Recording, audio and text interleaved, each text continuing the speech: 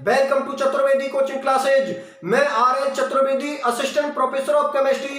तो स्टूडेंट्स, आज के इस लेक्चर में मैं आप लोगों के सामने डिस्कशन करूंगा पर्किंग अभिक्रिया के बारे में, मतलब पर्किंग रिएक्शन के बारे में। और आज के इस लेक्चर में इस रिएक्शन को मैं आप लोगों के लिए बिल्कुल कंप्लीट करवा दूंगा। देखो, सबसे पहले मैं आप लोगों के लिए रिएक्शन को एक्सप्लेन करूंगा। रिएक्शन को एक्सप्लेन करने के बाद फिर मैं आप लोगों के लिए इसकी मैकेनिज्म को, मतलब क्रिया विधि को बताऊंगा। तो देखो, ये जो पर्किंग अभिक्रिया होती है, इसके अंदर क्या होता है कि जब हम बेंज एल्डिहाइड की रिएक्शन एसिटिक एनहाइड्राइड से करवाते हैं क्षार की उपस्थिति में, तो हम लोगों को जो प्रोडक्ट मिलता है वो प्रोडक्ट हम लोगों को किसका मिलता है? सिनेमिक एसिड का। मैं रिएक्शन को अभी आप लोगों के सामने शो कर दूंगा। एक बार मैं फिर से आप लोगों के लिए बता देता हूं कि पर्किंग अभिक्रिया के अंदर क्या होता है कि जब हम बेंज एल्डिहाइड की रिएक्शन एसिटिक एनहाइड्राइड से करवाते हैं क्षार की उपस्थिति में, तो जो हम लोगों को प्रोडक्ट मिलता है वो प्रोडक्ट हम लोगों को किसका मिलता है? सिनेमिक एसिड का। इस रिएक्शन को मैं आप लोगों के लिए बोर्ड पर एक्सप्लेन कर देता हूं। तो देखो, यहां पर मैं किसको ले रहा हूं आप लोगों के लिए? यहां पर मैं आप लोगों के लिए ले रहा हूं बेंज एल्डिहाइड को, ठीक है ना। ये फॉर्मूला किसका? बेंज एल्डिहाइड का। और इसकी रिएक्शन मैं किससे करवा रहा हूं? एसिटिक एनहाइड्राइड से, ठीक है ना। ये कौन हो गया आप लोगों का? एसिटिक एनहाइड्राइड, ठीक है ना, एसिटिक एनहाइड्राइड। और इस रिएक्शन को मैं क्षार की उपस्थिति में करवा रहा हूं, मतलब बेस की उपस्थिति में करवा रहा हूं। तो बेस के रूप में मैंने CH3COONA को ले लिया। मेरी बात आप लोग समझ में आ गई ना? चलो ठीक है, बहुत अच्छी बात है। मैं इनके नाम लिख देता हूं। तो देखो, इसका नाम है बेंज एल्डिहाइड, ठीक है ना, इसका नाम है बेंज एल्डिहाइड। और इसका जो IUPAC नाम है वो IUPAC नाम है इसका बेंजीनेल, ठीक है ना।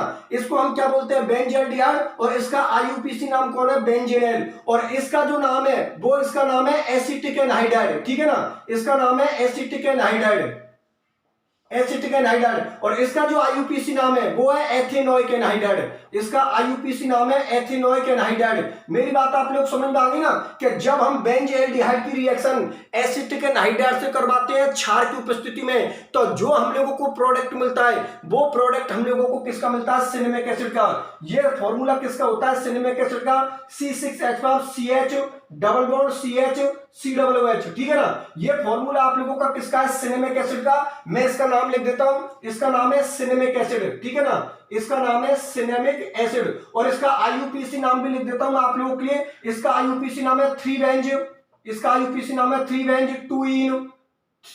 2-इन प्रोपेनोइक एसिड, 3-बेंज 2-इन प्रोपेनोइक एसिड। मेरी बात आप लोग समझ में आ गई ना कि ये जो सिनेमिक एसिड है, इस सिनेमिक एसिड का जो IUPAC नाम है वो IUPAC नाम है इसका 3-बेंज 2-इन प्रोपेनोइक एसिड। एक नाम और बनेगा, उस एक नाम को और लिख देता हूं मैं आप लोगों के सामने। तो देखो, आप लोगों को पता है कि जो क्रियात्मक समूह होता है, अर्थात जो फंक्शनल ग्रुप होता है, उसको हम कौन सी पोजीशन देते हैं? 0 पोजीशन। उसके पास वाला जो कार्बन होता है उसको हम अल्फा पोजीशन देते हैं। फिर हम क्या देते हैं? Beta position. जैसे कि ये हम लोगों का क्रियात्मक समूह है, तो इसको हम कौन सी पोजीशन दे रहे हैं? 0 पोजीशन। इसके पास वाला कार्बन कौन सा हो गया? अल्फा कार्बन, ठीक है ना। और ये कौन हो गया आप लोगों का? Beta carbon. और ये एसिड है, तो इसका जो नाम होगा वो नाम होगा अल्फा बीटा अनसैचुरेटेड एसिड। एक नाम इसका क्या बन गया? Alpha beta unsaturated acid. मैं लिख देता हूं, एक नाम होगा इसका अल्फा बीटा अनसैचुरेटेड एसिड, ठीक है ना, अल्फा बीटा अनसैचुरेटेड एसिड। देखो, मैं आप लोगों के लिए बता देता हूं, यहां पर अनसैचुरेटेड मतलब असंतृप्त वर्ड यूज क्यों हुआ है? हम जानते हैं कि जिन ऑर्गेनिक कंपाउंडों के अंदर डबल बॉन्ड या ट्रिपल बॉन्ड प्रेजेंट होता है उनको हम क्या बोलते हैं? असंतृप्त यौगिक, मतलब अनसैचुरेटेड कंपाउंड। और जिन ऑर्गेनिक कंपाउंडों के फॉर्मूले के अंदर केवल सिग्मा बॉन्ड होता है, मतलब सिंगल बॉन्ड होता है, उनको हम क्या बोलते हैं? संतृप्त यौगिक, मतलब सैचुरेटेड कंपाउंड। तो सिनेमिक एसिड के फॉर्मूले के अंदर डबल बॉन्ड प्रेजेंट है और एसिड प्रेजेंट है, इसलिए इसका अगला नाम होगा वो इसका अगला नाम होगा अल्फा बीटा अनसैचुरेटेड एसिड। मेरी बात आप लोग समझ में आ गई ना? और ये जो नाम है, ये नाम आप लोग जरूर लिखना। ये बात मैं आप लोगों के लिए पहले ही बता चुका हूं कि कोई भी रिएक्शन अगर आप लोगों से एग्जाम में पूछी जाए तो रिएक्टेंट और प्रोडक्ट के मॉलिक्यूल्स का आप लोग नाम जरूर लिखना। अगर आपको सभी नाम आते हैं तो बहुत अच्छी बात है, नहीं एक नाम प्रत्येक स्टूडेंट को आना चाहिए, वो वो है आप लोगों का आईयूपीएसी नोमेनक्लेचर। आईयूपीएसी नोमेनक्लेचर करना प्रत्येक स्टूडेंट को आना चाहिए और इसको मैं लेक्चर नंबर 1 में आप लोगों के लिए बहुत अच्छी तरीके से समझा चुका हूं, ठीक है ना। तो एक बार फिर से मैं आप लोगों के लिए पर्किंग अभिक्रिया को एक्सप्लेन कर देता हूं। देखो पर्किंग अभिक्रिया के अंदर क्या होता है कि जब हम बेंज एल्डिहाइड की रिएक्शन एसिटिक एनहाइड्राइड से करवाते हैं क्षार की उपस्थिति में, तो जो हम लोगों को प्रोडक्ट मिलता है वो प्रोडक्ट हम लोगों को किसका मिलता है, सिनेमिक एसिड का, ठीक है ना। ये जो आप लोगों का सिनेमिक एसिड मिला है इसका आईयूपीएसी नाम है 3-benz-2 प्रोपिनोइक एसिड, और एक नाम और बनता है इसका जिसको हम बोलते हैं अल्फा बीटा अनसैचुरेटेड एसिड, ठीक है ना। तो ये सिनेमिक एसिड तो हमको फाइनल प्रोडक्ट के रूप में मिलता है और यहां से एसिटिक एसिड का मॉलिक्यूल्स बाहर निकल जाता है, ठीक है ना। ये मॉलिक्यूल्स किसका है, एसिटिक एसिड का, ठीक है ना। ये मॉलिक्यूल्स किसका है, एसिटिक एसिड का। इसका भी आईयूपीएसी नाम लिख दो आप लोग, इसका आईयूपीएसी नाम है एथिनोइक, ठीक है ना। इसका आईयूपीएसी नाम है एथिनोइक एसिड। बात आप लोग समझ में आ गई ना। एक नाम तो इसको कौन है, एसिटिक एसिड, और एक नाम इसका कौन है, एथिनोइक एसिड, ठीक है ना। अब देखो जो हम लोगों को प्रोडक्ट सिनेमिक एसिड का मिला है इसको हम समझेंगे इसकी क्रिया विधि से, मतलब मैकेनिज्म से। क्या ये जो हम लोगों को प्रोडक्ट सिनेमिक एसिड का मिला है ये प्रोडक्ट हम लोगों को किस तरीका से मिला है इसको समझेंगे हम पर्किंग अभिक्रिया की क्रिया विधि से, मतलब मैकेनिज्म से। तो अब मैं आप लोगों के लिए इस अभिक्रिया की मैकेनिज्म को बता देता हूं, मतलब क्रिया विधि को बता देता हूं। तो चलो ठीक है, बहुत अच्छी बात है। एक काम करता हूं, इस पूरे को मिटा देता हूं, तो कि मैकेनिज्म को शो करने के लिए मुझे ज्यादा जगह की जरूरत पड़ेगी, तो मैं इस पूरे को ही मिटा देता हूं, ठीक है ना। और पर्किंग अभिक्रिया की मैकेनिज्म को आप लोगों के लिए एक्सप्लेन कर देता हूं।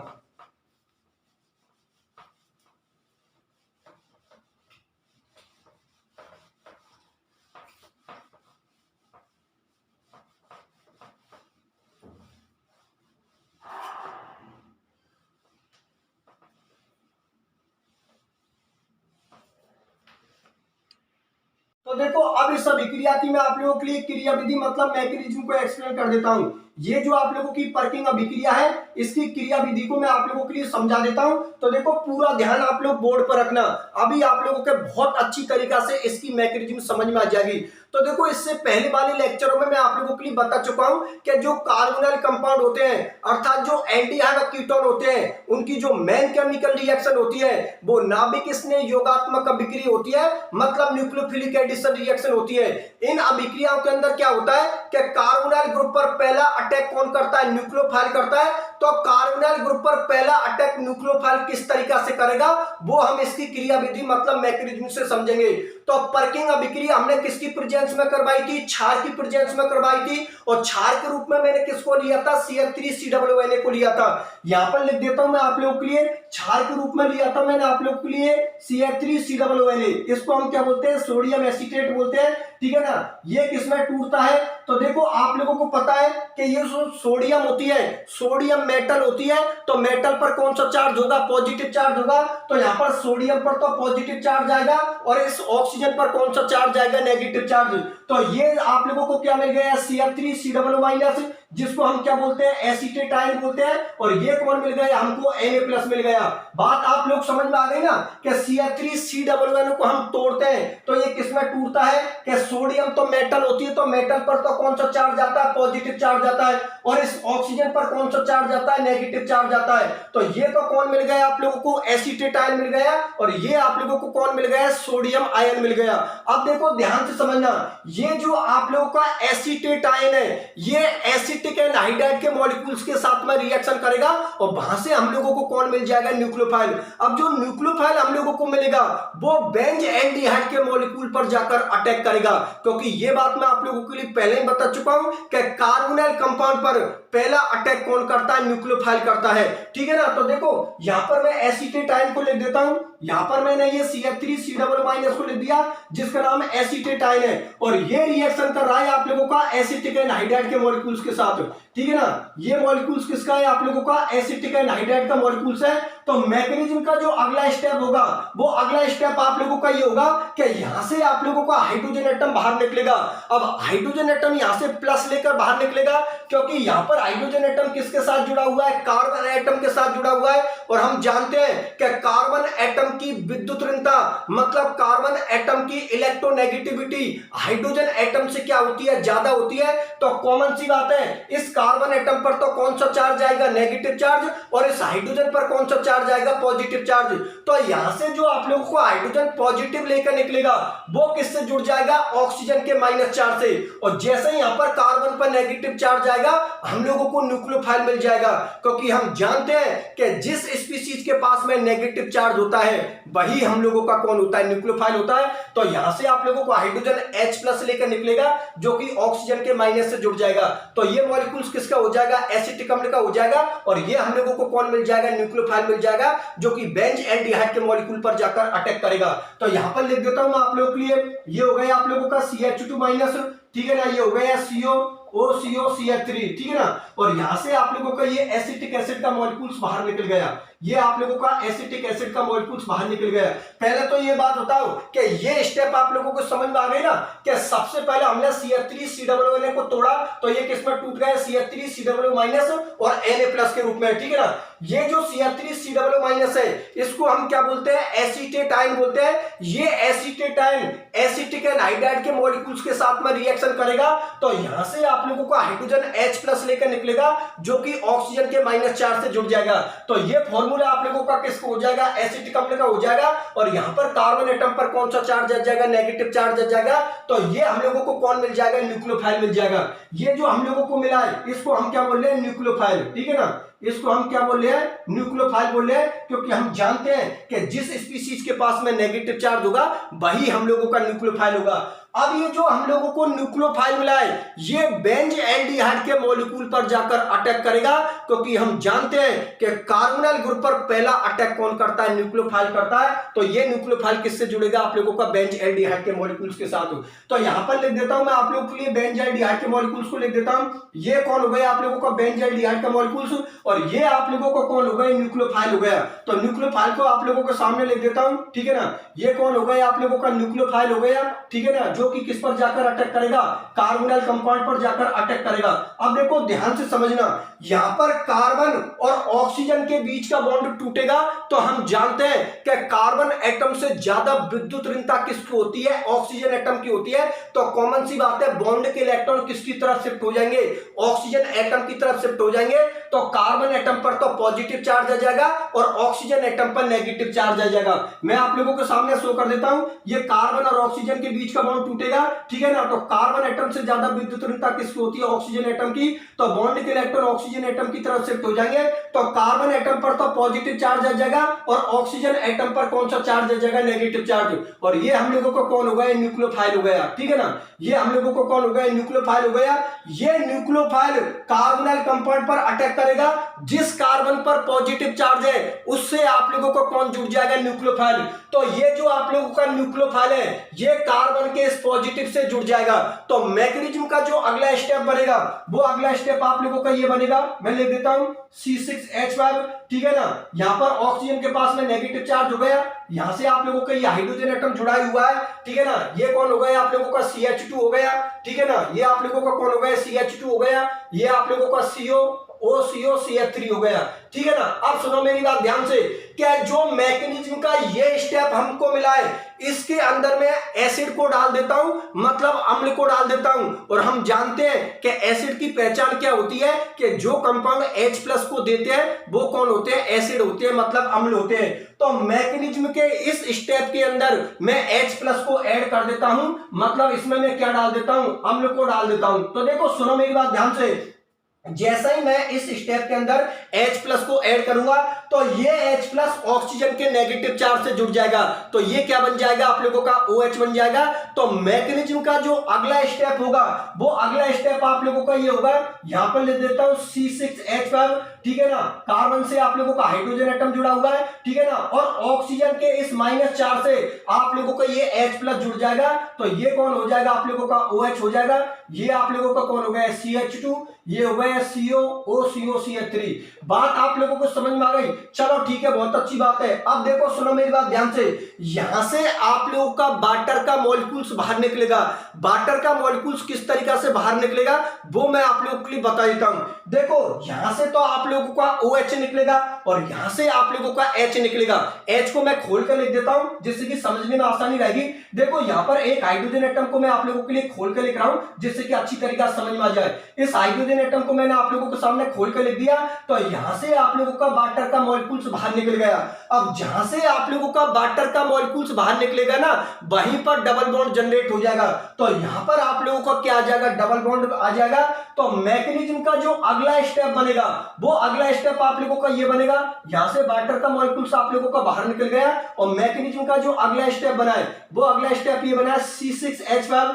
कार्बन से आप लोगों का हाइड्रोजन एटम जुड़ा हुआ है, यहां पर आप लोगों का डबल बॉन्ड जनरेट हो गया, ये हो गया COOCH3। बात आप लोगों को समझ में आ गई ना? चलो ठीक है, बहुत अच्छी बात है। तो देखो अब इधर देखिए, मैकेनिज्म का जो ये स्टेप मिला है, इस स्टेप का मैं क्या करवा देता हूं, जल अपघटन करवा देता हूं, मतलब हाइड्रोलाइसिस करवा देता हूं। तो जैसे ही मैं इस स्टेप का जल अपघटन करवाऊंगा, ठीक है ना, जैसे ही मैं इस स्टेप का जल अपघटन करवाऊंगा तो ये बॉन्ड आप लोगों का यहां से टूट जाएगा। अब देखो ध्यान से समझना, एरो पर लिख देता हूं यहां पर जल अपघटन। जल अपघटन मतलब हाइड्रोलाइसिस। तो जल अपघटन के अंदर क्या होता है, इसमें हम वाटर के मॉलिक्यूल्स को ऐड कर देते हैं, मतलब इसमें हम वाटर को डाल देते हैं। तो जैसे ही मैं इस स्टेप का जल अपघटन करवाऊंगा, वैसे ही ये बॉन्ड आप लोगों को कहां से टूट जाएगा, यहां से टूट जाएगा। तो इसके पास में तो कौन सा चार्ज आएगा, नेगेटिव चार्ज आएगा, और इसके पास में कौन सा चार्ज आएगा, पॉजिटिव चार्ज आएगा। अब हम जानते हैं कि वाटर के मॉलिक्यूल्स के पास में एक तो H+ होता है और एक OH- होता है। भाई वाटर का फॉर्मूला क्या होता है, H2 होता है। तो वाटर किस में टूटता है, H+ में और OH- में टूटता है। तो मैकेनिज्म के इस स्टेप का जब हम जल अपघटन करवाते हैं, मतलब हाइड्रोलाइसिस करवाते हैं, तो ये बॉन्ड आप लोगों का यहां से टूट जाएगा। तो इसके पास में तो नेगेटिव चार्ज आएगा और इसके पास में पॉजिटिव चार्ज आएगा। अब वाटर का जो H+ है वो तो किससे जुड़ जाएगा, इस माइनस से, और वाटर का जो OH- है वो किससे जुड़ जाएगा, इस कार्बन से। बात आप लोग समझ में आ गई ना, कि जल अपघटन के अंदर वाटर का जो H+ है वो तो किससे जुड़ जाएगा, ऑक्सीजन के माइनस से, और वाटर का जो OH- है वो कार्बन के प्लस से जुड़ जाएगा, और फाइनल प्रोडक्ट सिनेमिक एसिड का आप लोगों के सामने होगा। तो देखो यहां पर जो प्रोडक्ट मिलेगा हम लोगों को, वो प्रोडक्ट मिलेगा सिनेमिक एसिड का C6H12 CH double bond CH, और यहां पर लिख दिया मैंने COOH। इसको हम क्या बोलते हैं, सिनेमिक एसिड बोलते हैं, ठीक है ना, इसको हम क्या बोलते हैं, सिनेमिक एसिड बोलते हैं। और यहां से आप लोगों का एसिटिक एसिड का मॉलिक्यूल्स बाहर निकल जाता है, ठीक है ना। ये कौन मिल गया आप लोगों का, एसिटिक एसिड, ठीक है ना, इसको हम क्या बोलते हैं, एसिटिक एसिड बोलते हैं। तो एक बार फिर से मैं आप लोगों के लिए इस रिएक्शन की मैकेनिज्म को और एक्सप्लेन कर देता हूं। तो देखो एक बार फिर से मैं आप लोगों के लिए बता देता हूं, आज के इस लेक्चर में जो मैं डिस्कशन कर रहा हूं, वो मैं डिस्कशन कर रहा हूं पर्किंग अभिक्रिया के बारे में। पर्किंग अभिक्रिया के बारे में मैंने आप लोगों से क्या बात बोली है, कि जब हम बेंज एल्डिहाइड की रिएक्शन एसिटिक एनहाइड्राइड से करवाते हैं किसी क्षार की उपस्थिति में, तो जो हम लोगों को प्रोडक्ट मिलता है, वो प्रोडक्ट हम लोगों को किसका मिलता है, सिनेमिक एसिड का, और एसिटिक एसिड का मॉलिक्यूल्स आप लोगों का बाहर निकल जाता है, ठीक है ना। अब ये प्रोडक्ट सिनेमिक एसिड का किस तरीके से मिलेगा, इसको हम समझेंगे पर्किंग अभिक्रिया की मैकेनिज्म से, मतलब क्रियाविधि से। तो इसकी मैकेनिज्म में मैंने आप लोगों के लिए ये बात बताई कि भाई हमने रिएक्शन किसकी प्रेजेंस में करवाई, क्षार की प्रेजेंस में करवाई। तो यहां पर हम लोगों को क्षार हो गया, सोडियम एसीटेट हो गया, इसको हम क्या बोलते हैं, सोडियम एसीटेट बोलते हैं। ये किस में टूट जाएगा, CH3COO- में। तो इसको तो हम क्या बोलते हैं, एसीटेट आयन, और इसको हम क्या बोलते हैं, सोडियम आयन। तो ये जो एसीटेट आयन है आप लोगों का, ये एसिटिक एनहाइड्राइड के मॉलिक्यूल्स के साथ में रिएक्शन करेगा, क्योंकि हम लोगों को न्यूक्लियोफाइल की जरूरत पड़ेगी। तो यहां से हम लोगों को न्यूक्लियोफाइल मिल जाएगा। न्यूक्लियोफाइल किस तरीके से मिलेगा, कि यहां से आप लोगों को हाइड्रोजन H+ लेकर निकलेगा, जो कि ऑक्सीजन के माइनस से जुड़ जाएगा। तो कार्बन पर नेगेटिव चार्ज आ जाएगा। जैसे ही कार्बन के पास में नेगेटिव चार्ज आ गया, तो हम लोगों को यहां से कौन मिल गया, न्यूक्लियोफाइल मिल गया, और ये एसिटिक एसिड का मॉलिक्यूल्स आप लोगों का अलग हो गया। अब हम लोगों का काम हो गया, क्योंकि हम लोगों को न्यूक्लियोफाइल मिल गया। अब ये न्यूक्लियोफाइल बेंज एल्डिहाइड के मॉलिक्यूल पर जाकर अटैक करेगा, क्योंकि हमारे जो एल्डिहाइड और कीटोन होते हैं, इनकी जो मेन केमिकल रिएक्शन होती है वो नाभिक स्नेह योगात्मक अभिक्रिया होती है, मतलब न्यूक्लियोफिलिक एडिशन रिएक्शन होती है। तो कार्बोनाइल कंपाउंड पर पहला अटैक कौन करेगा, न्यूक्लियोफाइल करेगा, ठीक है। ये बेंजीन का मॉलिक्यूल्स हो गया, यहां पर कार्बन और ऑक्सीजन के बीच का बॉन्ड टूटेगा। तो हम जानते हैं कि कार्बन एटम से ज्यादा विद्युत ऋणता ऑक्सीजन एटम की होती है, तो कॉमन सी बात है बॉन्ड के इलेक्ट्रॉन किसकी तरफ शिफ्ट हो जाएंगे, ऑक्सीजन एटम की तरफ। तो कार्बन पर तो पॉजिटिव चार्ज आ जाएगा, ऑक्सीजन एटम पर नेगेटिव चार्ज आ जाएगा। जैसे ही कार्बन पर पॉजिटिव चार्ज आएगा वैसे ही इस पर कौन अटैक कर लेगा, न्यूक्लियोफाइल अटैक कर लेगा, क्योंकि न्यूक्लियोफाइल के पास में नेगेटिव चार्ज है और कार्बन के पास में कौन सा चार्ज है, पॉजिटिव। ठीक है ना। तो मैकेनिज्म का हम लोगों को ये स्टेप मिल गया। अब इस स्टेप पे मिलते ही इस रिएक्शन के अंदर हम अम्ल को डाल देते हैं, मतलब H+ को डाल देते हैं। ये आप लोगों का H+ ऑक्सीजन के माइनस से जुड़ जाएगा, तो ये कौन हो जाएगा, आप लोगों का OH हो जाएगा। और फिर क्या होगा कि मैकेनिज्म के इस स्टेप के अंदर से वाटर का मॉलिक्यूल्स बाहर निकल जाएगा। तो जैसे ही वाटर का मॉलिक्यूल्स बाहर निकलेगा वैसे ही यहां पर डबल बॉन्ड जनरेट हो जाएगा। यहां पर क्या हो जाएगा, आप लोगों का डबल बॉन्ड जनरेट हो जाएगा और यहां से आप लोगों का वाटर का मॉलिक्यूल्स बाहर निकल जाएगा। अब मैकेनिज्म के इस स्टेप का हम क्या करवा देते हैं, जल अपघटन करवा देते हैं, मतलब हाइड्रोलाइसिस करवा देते हैं।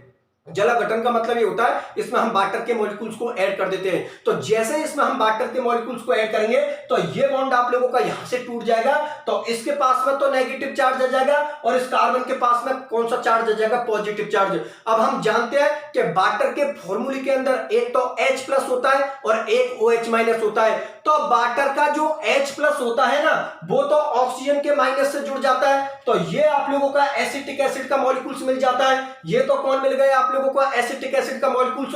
और वाटर का जो OH- है ना वो इस कार्बन से जुड़ जाएगा, तो फॉर्मूला हो जाएगा C6H12 CH double bond CH, और ये कौन हो गया COOH। और ये फॉर्मूला किसको होता है, सिनेमिक एसिड को होता है, और यही हम लोगों का फाइनल प्रोडक्ट होता है। बात आप लोगों को समझ में आ गई, ठीक है ना। तो स्टूडेंट्स इस तरीका से ये पर्किंग अभिक्रिया की आप लोगों की मैकेनिज्म कंप्लीट होती है। देखो एक बार फिर से मैं आप लोगों के लिए बता देता हूं कि एग्जाम में हम लोगों से केवल रिएक्शन नहीं पूछी जाती, रिएक्शन के साथ उसकी मैकेनिज्म भी पूछी जाती है। इसलिए प्रत्येक स्टूडेंट को रिएक्शन आनी चाहिए, नोमेनक्लेचर आनी चाहिए और प्रत्येक रिएक्शन की मैकेनिज्म आनी चाहिए, क्योंकि अगर आप लोगों को मैकेनिज्म आती है तो ये आप लोगों के लिए बहुत अच्छी बात है, ठीक है ना। रिएक्शन पहले बहुत अच्छी तरीके से क्लियर करो और रिएक्शन को क्लियर करने के बाद फिर आप लोग उसकी मैकेनिज्म को समझो। मैकेनिज्म के अंदर जितनी भी आप लोगों की सारी चीजें, वो सारी चीज आप लोगों की प्रत्येक समझाने वाली चीज है, तो प्रत्येक चीज को आप लोग समझ के क्लियर कीजिए, ठीक है ना। किसी भी चीज में रट्टा मत मारो, क्योंकि मैकेनिज्म वाला जो आप लोगों का पार्ट है ये पार्ट आप लोगों का बहुत इंपॉर्टेंट पार्ट है। ठीक है स्टूडेंट्स, फिर आज के लेक्चर को मैं यहीं तक रखता हूं।